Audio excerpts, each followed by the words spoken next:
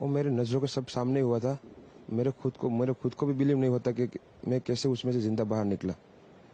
क्योंकि थोड़ा टाइम लिए के तो मेरे को लगा था कि मैं भी मरने वाला हूँ। लेकिन जब मेरी आँख खुल के मैं देखा ना तो मुझे लगा मैं जिंदा हूँ।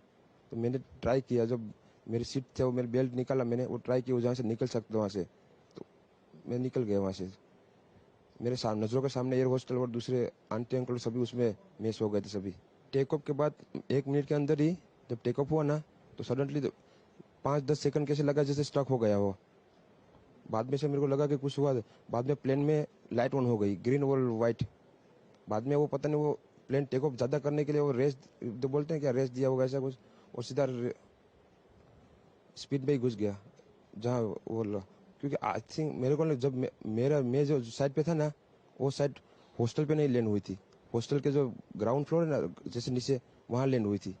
तो मुझे दूसरे के बारे में मेरे को पता नहीं, लेकिन मैं जहाँ लैंड हुआ था ना वो नीचे की साइड थी।